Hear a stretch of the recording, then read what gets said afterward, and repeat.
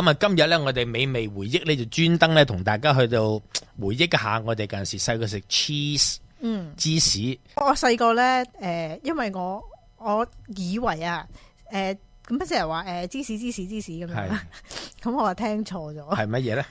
係豬屎。係啦，喂，食得嘅咩？係喎，個味有臭臭地咁喎。食得嘅咩？原來講開呢隻芝士咧，即係我諗起一個比較厲害嘅一個宵夜，係點啊？宵夜厲害啦，係啊，宵夜。咁啊，通常咧唔係夜晚黑咧，有時候咧，你會即係諗起一個好特別嘅 combination 嘅，就係一個即係韓國品牌嘅辣嘅即食麵啦。係啊，係咪加 cheese 之後咧，面頭加係煎嘅煎蛋啦，再加條腸仔啦，面頭咧再加塊頭先你講嗰塊一片片嘅芝士啦。你知唔知呢個即係宵夜最厲害嘅地方係乜嘢？係乜嘢？卡路里夠高咯。食完之後咧，可以即刻去見閻羅王嘅。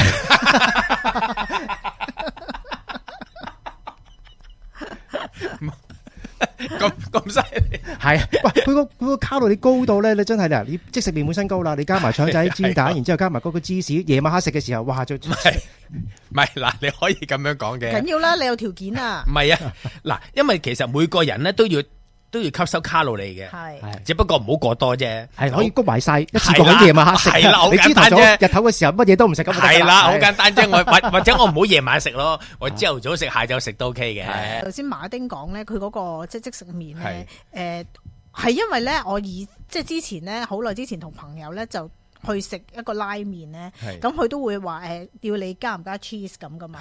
咁就係發現就原來佢加 cheese 咧就係擺一片芝士喺個面度。係，咁所以自此之後咧，屋企有芝士，如果煮食嗰即食麵就加上去啦。咁但係嗰片係咪 K 字品牌嗰個先？都係嗰類咯。嗱，因為點解咧？你就算唔係 K 字品牌，或者佢是但切一片落去，唔係都係嗰啲 processing cheese 嘅一片片。係就唔係話真係成嚿 cheese 刨落去嗰隻。係方便啊嘛，一片你搣開咁擺落去面頭，咁慢慢溶落去。咁啊係，半溶嘅狀態，連埋啲麵。哇！係啦，係一流，即係嗰種即係一絲絲好麵嗰種感覺。不過嗱，講起你話而家有兩種 cheese， 有啲 K 字品牌嗰啲咧，有啲就真係 cheese 啦。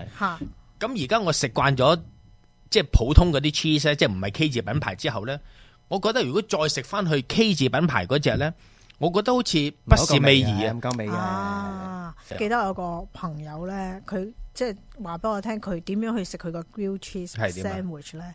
佢係開個鑊，哇，加個牛油，溶咗，係，跟住咧就擺個麵包上去煎個麵包係嘛，跟住再上邊冚塊芝士，跟住冚埋個蓋，慢慢焗一焗佢。係啦，哇！又係直接見閻羅王。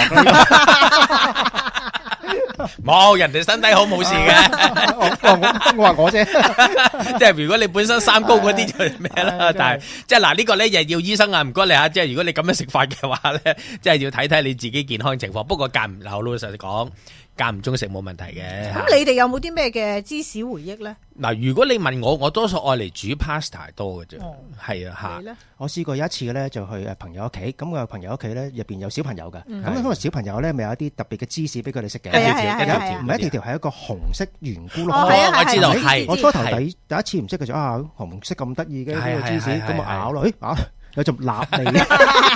原來後尾翻俾個朋友笑，原來嗰個紅色係嗰塊蠟嚟保護嗰個芝士，搣開嗰個先食得嘅。哎呀，真係。咁我會覺得我哋即係童年嘅回憶咧，就係最基本嘅就係嗰隻 processed cheese K 字頭嗰隻一塊塊。咁係咪後來我哋升級咗認識芝士咧，就係嚟自呢一個 pizza 咧？係啊，都係，我覺得係。我都係。嗱，或者咧。有陣時如果我哋後期啲啦，我記得如果你出去一啲所謂嘅茶餐廳咧，乜嘢焗豬扒飯啊，咩焗肉醬意粉啊，咁佢可能咧有少少 cheese 擺落。